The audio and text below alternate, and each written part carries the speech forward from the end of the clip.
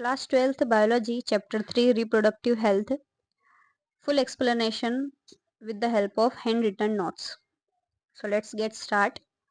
According to World Health Organization, WHO, reproductive health refers to a total well-being in all aspects of reproduction, that is physical, emotional, behavioral and social. World health organization के according जो reproductive health है वो सिर्फ एक ही expect पर निर्भर नहीं करती है, जैसे कि फिजिकल। ठीक है, ये बहुत सारे एस्पेक्ट पर निर्भर करती है। जैसे वो पर्सन जो है वो फिजिकली भी फिट होना चाहिए, इमोशनली भी फिट होना चाहिए, उसका बिहेवियर और सोशल जो हेल्थ है वो भी सही होनी चाहिए, तभी उसकी जो रिप्रोडक्टिव हेल्थ है वो सही रह पाती है। Reproductive health problem and strategies. अब रिप्रोडक्टिव हेल्थ से रिलेटेड कुछ प्रॉब्लम्स भी आती है और उसको सही करने के लिए गवर्नमेंट ने कुछ स्ट्रेटेजीज भी अपनाई है, तो वो हम पढ़ेंगे। India was amongst first nation in world to initiate various action plan at national level to attain total reproductive health as social goals. This programs called family planning 1951. ठीक है, India was amongst first nation in the world, मतलब जो India है वो पूरी दुनिया में पहला ऐसा नेशन है जिसने बहुत सारे एक्शन प्लान्स इनिशिएट किए, ठीक है, नेशनल लेवल पर, ताकि रिप्रोडक्टिव हेल्थ को अटेन किया जा सके सोशल गोल्स के मुताबिक। और इन प्रोग्राम्स को कहा गया family planning 1951। Improved programmes covering wider reproduction related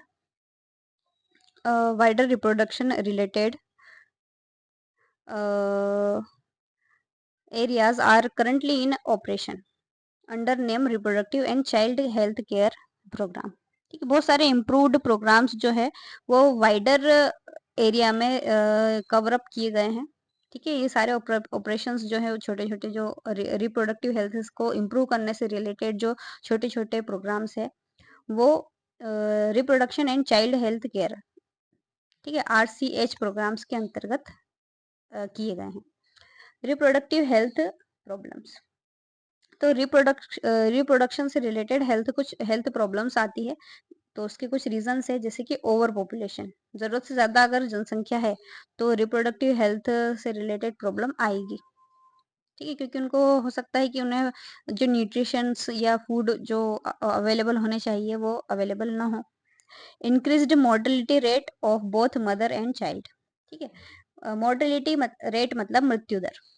ठीक है, तो मदर और चाइल्ड की जो मोर्टेलिटी रेट है वो भी इंक्रीज्ड हुआ है। Sexually transmitted disease which is STD। ठीक है, तो ये कुछ बीमारियां होती है जो कि सेक्सुअली ट्रांसमिट होती है एक पर्सन से दूसरे पर्सन में, तो वो भी इसका रीजन है कि रिप्रोडक्टिव हेल्थ है वो डिक्रीज हो रही है। नेक्स्ट पॉइंट है no awareness about puberty and adolescence. ठीक है, तो प्यूबर्टी और एडल्सन के बारे में प्रॉपर अवेयरनेस न होना। ठीक है, और एडल्सन के दौरान जो बॉडी में चेंजेस होते हैं उसके बारे में अवेयर ना होना, इसके कारण भी रिप्रोडक्टिव हेल्थ प्रॉब्लम आती है। उसके बाद है मिसकंसेप्शन अबाउट सेक्स एजुकेशन। ठीक है, सेक्स एजुकेशन के लिए बहुत सारे मिसकंसेप्शन है, बहुत सारी रूढ़िवादी या गलत सोच है। Early marriage before attaining maturity, बहुत सारी इंडिया में बहुत सारे जगहों पर बाल विवाह हो जाते हैं, अर्ली मैरिज हो जाती है मेच्योरिटी को अटेन होने के पहले, तो इससे भी क्या है कि जो हेल्थ रिलेटेड प्रॉब्लम है वो आती है, रिप्रोडक्टिव हेल्थ से रिलेटेड प्रॉब्लम आती है। To overcome all this programmes RCH have following objective. ठीक है, तो ये सारी प्रॉब्लम्स को ओवरकम करने के लिए RCH ने कुछ ऑब्जेक्टिव दिए हैं। फर्स्ट है creating awareness among people about, ठीक है, लोगों में अवेयरनेस लाना, किस चीज के लिए, रिप्रोडक्टिव ऑर्गेन के लिए, and focusing on small families. ठीक है, तो रिप्रोडक्टिव ऑर्गेन्स से रिलेटेड इंफॉर्मेशन उनको प्रोवाइड कराना, और ये जो प्रोग्राम है ये मेनली स्मॉल फैमिलीज पर फोकस करते हैं। एडल्सन एंड प्यूबर्टी एसोसिएटेड चेंजेस। ठीक है, प्यूबर्टी या एडल्सन के बाद बॉडी में जो चेंजेस होते हैं बॉयज और गर्ल्स में, उसके बारे में उनको अवेयर करना। Safe and hygiene sexual practice. ठीक है, सेफ और हाइजीन, हाइजीन मतलब साफ सुथरी सेक्सुअल प्रैक्टिस के बारे में उनको बताना। सेक्सुअल ट्रांसमिटेड डिजीज के बारे में उनको बताना, मैरिजेबल एज, ठीक है, शादी की सही एज क्या है, उसी एज में उन्हें शादी करवानी चाहिए अपने बच्चों की, तो इसके लिए अवेयर कराना।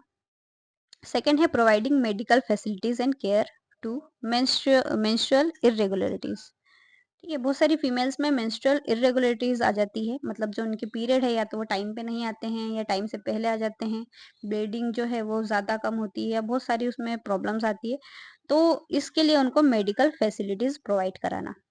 डिलीवरी एंड एमटीपी, एमटीपी मतलब होता है मेडिकल टर्मिनेशन ऑफ प्रेगनेंसी, ठीक, कई बार ऐसा होता है कि कुछ प्रॉब्लम आ जाती है प्रेग्नेंट लेडी को, तो उसका जो बेबी है वो पेट में ही या तो वो उसकी हार्ट बीट रुक जाती है या कोई भी उसको इन्फेक्शन हो जाता है जिसकी वजह से वो उसमें कुछ एबनॉर्मेलिटीज आ जाती है, तो इसके लिए उस लेडीज की हमें एमटीपी करनी होती है, मतलब उसका एबॉर्शन कराना पड़ता है, तो एबॉर्शन कराने को ही एमटीपी कहते हैं, ठीक है, तो सेफ डिलीवरी कराना या फिर एमटीपी कराना। सेक्सुअली ट्रांसमिटेड इन्फेक्शन, ठीक है, तो सेक्सुअली ट्रांसमिटेड इन्फेक्शन अगर हो रहा है तो उसके लिए मेडिकल फैसिलिटी प्रोवाइड कराना। बर्थ कंट्रोल, ठीक है, बर्थ कंट्रोल के लिए टेबलेट या पिल्स प्रोवाइड कराना। इनफर्टिलिटी है तो उसके लिए मेडिकल फैसिलिटी प्रोवाइड कराना। Pregnancy and related expect etcetera, ठीक है, प्रेगनेंसी और उससे रिलेटेड जितने भी एस्पेक्ट्स हैं उन सभी के लिए मेडिकल फैसिलिटी प्रोवाइड कराना। नेक्स्ट है population stabilization and birth control, तो वर्ल्ड पॉपुलेशन जो है वो 1900 में 2 बिलियन थी, 2000 में 6 बिलियन हो गई और 2011 में 7.2 बिलियन हमारी पॉपुलेशन हो चुकी है। उसके बाद इंडिया की जो पॉपुलेशन है, ठीक है, अगर हम इंडिया की पॉपुलेशन की बात करें तो 1947 में 350 मिलियन थी, 2000 में 1 बिलियन हो गई और 2011 में 1.2 बिलियन हो गई। So every sixth individual is Indian, तो हम कह सकते हैं कि पूरी दुनिया का हर छठा व्यक्ति जो है वो हमारा क्या है, इंडियन है। पॉपुलेशन ग्रोथ रेट जो है number of new individual upon 1000 per year, ऐसे करके हम इसको निकाल सकते हैं। According to 2001 census report population growth rate was 1.7% और 17 upon 1000 per year. Also in 2011 population growth rate was 2% of 20 upon 1000 per year.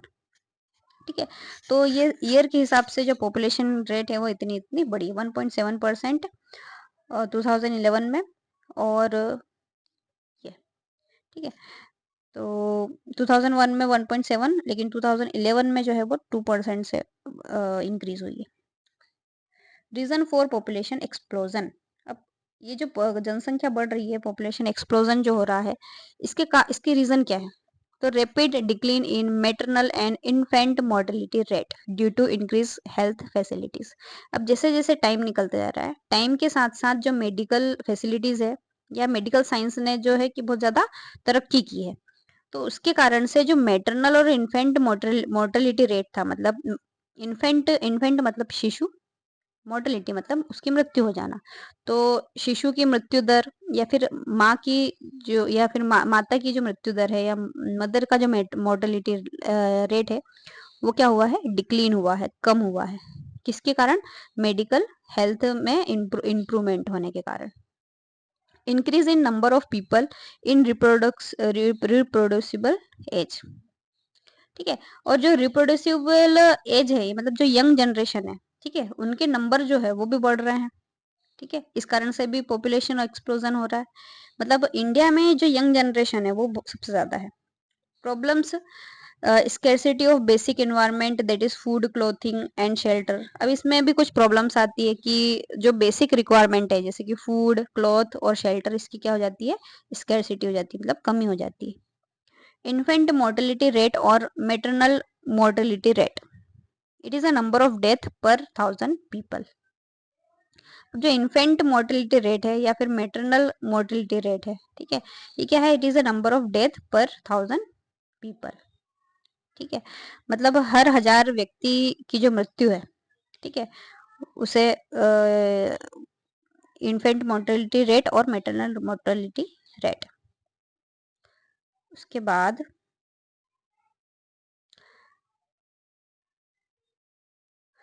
अब उसके बाद कुछ कॉन्ट्रासेप्टिव मेथड्स आती है, ठीक है, मतलब गर्भ निरोध के तरीके। अब यहाँ से कुछ इंपॉर्टेंट चीजें स्टार्ट हो जाती है आपके सिलेबस के अकॉर्डिंग, ठीक है, एग्जाम से रिलेटेड चीजें यहाँ से शुरू होती है।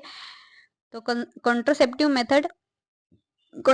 Methods are birth control measure, ठीक है, बर्थ को कंट्रोल करना, that is taken to prevent unwanted pregnancy and maintain population stabilization, ठीक है, जो अनवांटेड प्रेगनेंसी होती है, ठीक है, मतलब प्रेग्नेंट हो गई लेडी लेकिन उसको वो चाहती नहीं है वो बच्चा, तो उसके लिए वो कुछ कंट्रासेप्टिव मेथड यूज करती है, ठीक है, उसके लिए पिल्स आती हैं, दवाइयाँ आती है और बहुत सारे सर्जरी से रिलेटेड चीजें भी इसमें आती है।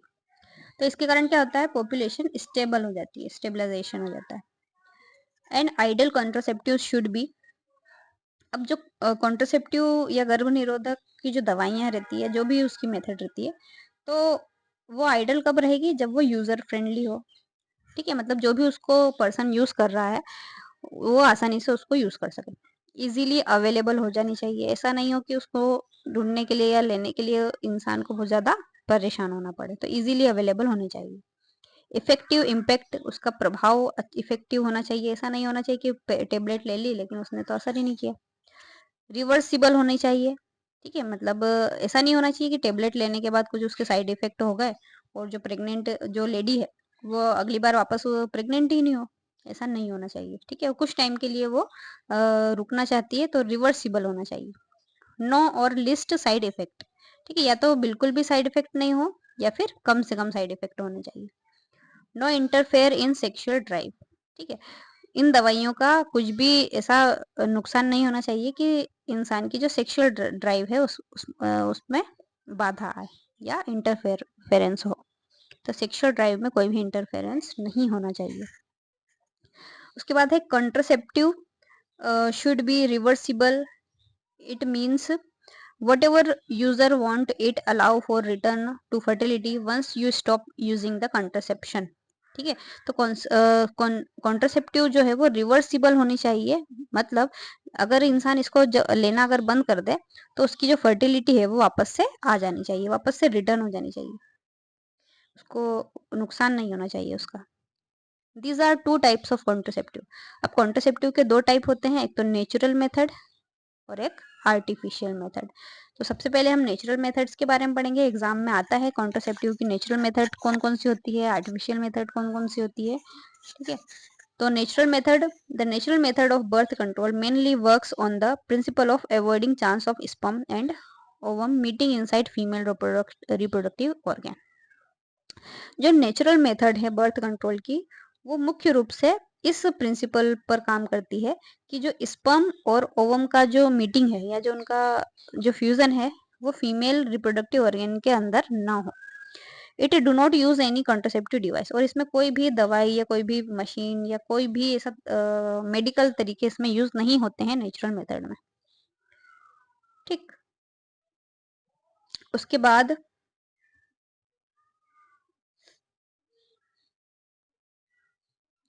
पीरियोडिक अपसिस्टेंस, ठीक है, अब ये एक मेथड है। In this type couples do not engage in sexual intercourse from day 10 to day 17 of the menstrual cycle fertile period.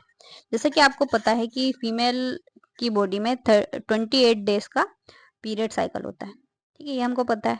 और ये भी हमको पता है कि पीरियड खत्म होने के जैसे पीरियड के 10वें दिन से लेकर के 17वें दिन तक ओव्यूलेशन पीरियड होता है, और इस पीरियड में जो फीमेल होती है वो बहुत ज़्यादा फर्टाइल होती है, फर्टाइल पीरियड होता है, मतलब अगर इन दिनों अगर मेल और फीमेल आपस में मीटिंग करते हैं तो बहुत ज़्यादा चांसेस है कि वो जो लेडीज़ है वो प्रेग्नेंट हो जाएगी।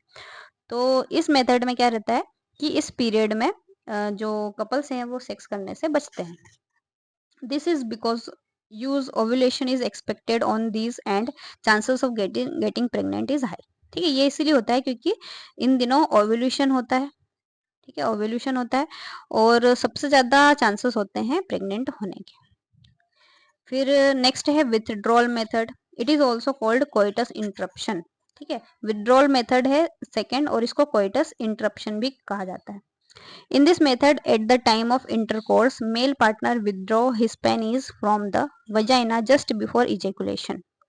इस मेथड में जो मेल है वो इंटरकोर्स करते टाइम अपनी पेनिस को जो फीमेल वजाइना है उसमें से निकाल देता है जस्ट इजेकुलेशन होने के पहले। इजेकुलेशन मतलब जो फ्लूइड है वो फ्लो होने के पहले ही वो निकाल लेता है, but it is very tough और ये प्रैक्टिकली बहुत पॉसिबल नहीं है। ठीक है, so it is avoid insemination और इस कारण से इंसेमिनेशन नहीं हो पाता। तो सेकेंड मेथड है हमारी विड्रॉल मेथड। विड्रॉल मेथड में जो मेल पार्टनर है, ठीक है, वो अपनी पेनिस को विदड्रॉ कर लेता है, मतलब वापस से ले लेता है। ठीक है, नेक्स्ट है लेक्टेशन एमनोरिया। ठीक है, लेक्टेशन एमनोरिया क्या होता है? तो lactational amenorrhea is the absence of menstrual in lactating mother. ठीक है, लेक्टेटिंग मदर मतलब ऐसी मदर जो कि अपने बच्चे को अपना दूध पिला रही होती है। तो इन दिनों जो फीमेल की बॉडी है उसमें मेंस्ट्रुअल साइकिल नहीं होता है। It is period of temporary infertility और पोस्ट पार्टम इनफर्टिलिटी। ठीक है, तो ये एक ऐसा पीरियड होता है, लैक्टेशन पीरियड ऐसा पीरियड होता है जिसमें जो फीमेल है वो प्रेग्नेंट नहीं होती है जनरली। ठीक है, तो ये टेम्पररी इनफर्टिलिटी मतलब कुछ टाइम के लिए वो जो मदर है जब तक वो अपने बच्चे को दूध पिला रही है तो कुछ टाइम तक वो इनफर्टाइल होती है। ठीक है, इसी को पोस्ट पार्टम इनफर्टिलिटी भी कहा जाता है।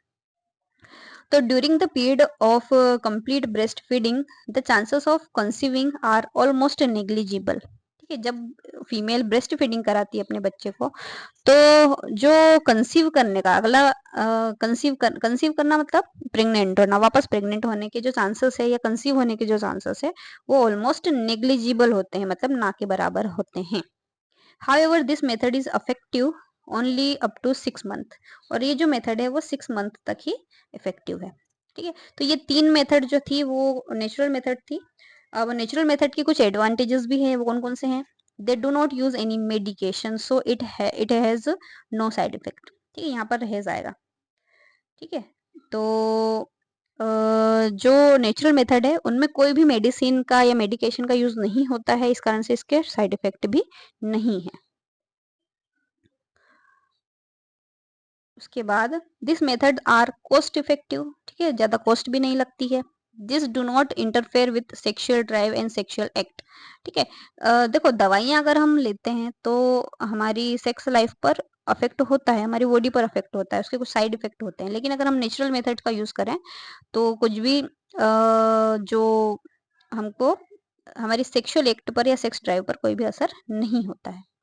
Easily reversed on it's time, और वापस से रिवर्स हो जाती है ये।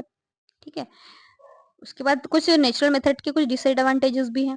Chances of failure are high. ठीक है, मेडिसिन के लेने के जो फेलियर के चांसेस है वो बहुत कम होते हैं। ठीक है, मतलब वो 99% वो सक्सेस होती ही है, बट नेचुरल मेथड जो होती है उसके फेल होने के चांसेस बहुत ज़्यादा होते हैं। Do not protect against sexual transmitted disease. ठीक है, और नेचुरल मेथड जो है वो हमको sexual transmitted disease which is STD से हमको प्रोटेक्ट नहीं करती है। They are not effective as other method of contraception. ठीक है, और ये दूसरे कॉन्ट्रोसेप्शन मेथड की तरह ज़्यादा इफेक्टिव नहीं होती। ठीक है, तो ये थी हमारी नेचुरल मेथड। आई होप आपको ये समझ में आया होगा। नेक्स्ट है आर्टिफिशियल मेथड। आर्टिफिशियल मेथड में क्या है? It refers to conscious prevention of integration or conception by using drugs, devices or other scientific method या टेक्निक। तो आर्टिफिशियल मेथड में क्या रहता है, ये जो बर्थ कंट्रोल है वो किसी ड्रग की हेल्प से, किसी पील की हेल्प से या किसी डिवाइस की हेल्प से या कोई दूसरा साइंटिफिक टेक्निक का यूज करके किया जाता है। तो इसमें फर्स्ट आता है बेरियर मेथड। अब बेरियर मेथड में क्या है? बेरियर मेथड क्या होती है? those method that prevent the physical meeting of sperm and ovum by acting as a barrier between them for the prevention of pregnancy at the time of sexual intercourse। सबसे पहले method जो होती है वो barrier method होती है। इसमें क्या होता है कि सेक्सुअल इंटरकोर्स करने के दौरान, ठीक है, जो मेल और फीमेल होते हैं वो अपने रिप्रोडक्टिव ऑर्गन में कुछ ऐसे डिवाइसेस या कुछ ऐसे बैरियर्स पहन लेते हैं जिसके जिसके कारण से ओवम और स्पर्म की मीटिंग नहीं हो पाती। जैसे फर्स्ट यहाँ पर दे रखा है कॉन्डोम।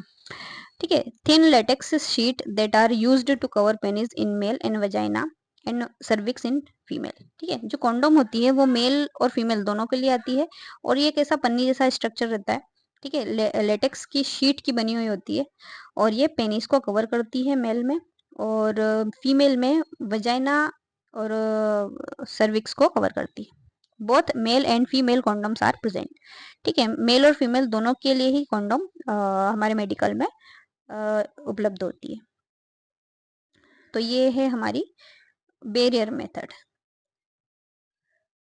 उसके बाद it is used just before intercourse so that semen would not enter in female genital tract, this prevent conception।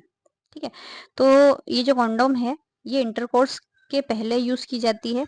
ठीक है, ताकि जो सेमेन है जो कि मेल रिप्रोडक्टिव ऑर्गन में से निकलता है, पेनिस में से निकलता है, तो जो सेमेन है ठीक है वो फीमेल जेनिटल ट्रैक में एंटर ना कर सके और ये कंसेप्शन को प्रिवेंट करता है।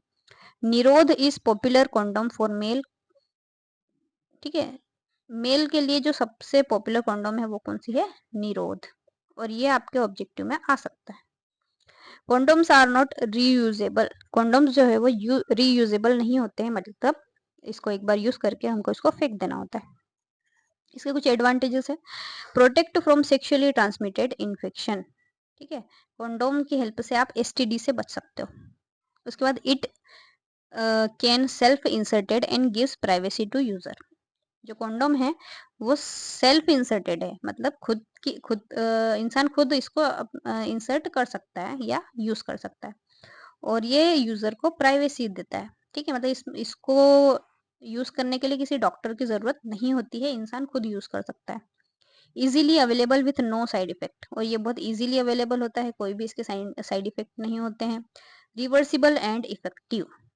ठीक है, मतलब कॉन्डोम यूज करने के बाद भी इंसान में जो उसकी रिप्रोडक्टिव हेल्थ है उस पर कोई भी असर नहीं होता है, और ये बहुत ज्यादा इफेक्टिव भी होती है। ठीक है, नेक्स्ट है diaphragm, cervix, caps and walls. ठीक है, अब ये जो है ये तीनों कॉन्डोम्स के नाम हैं जो कि फीमेल के लिए रहती है। ठीक है, तो these are made of rubber, ये सभी रबर की बनी होती है। उसके बाद these are inserted in female genital tract to cover cervix during intercourse. ठीक है, ये फीमेल के जेनिटल ट्रैक्ट में इंसर्ट होती है और इसकी वजह से जो सर्विक्स एरिया है वो कवर हो जाता है इंटरकोर्स के दौरान। They block entry of sperm and are reusable.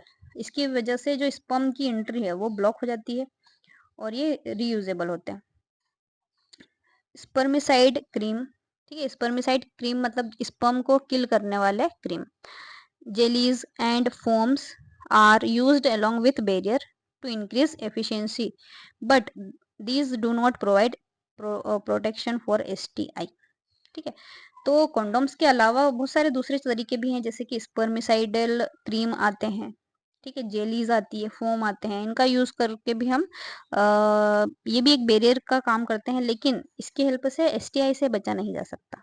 ठीक है, जो कॉन्डोम है उससे हम सेक्सुअली ट्रांसमिटेड डिजीज से हम बच सकते हैं, इन्फेक्शन से बच सकते हैं, बट ये जो स्पर्मिसाइडल क्रीम है, जेलीज है या फोम है, इसकी हेल्प से हम एसटीआई से नहीं बच सकते। ठीक है, सेक्सुअली ट्रांसमिटेड इन्फेक्शन इससे बच नहीं सकते। ठीक है, तो फर्स्ट पार्ट।